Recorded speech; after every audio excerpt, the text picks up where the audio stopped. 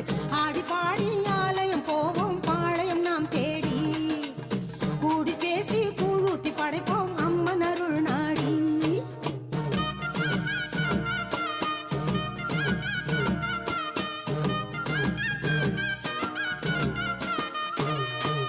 ஆத்து மணல் ஓல கட்டி ராப்பகல கண் விழிச்சு ஆயுமுகம் காண வரும்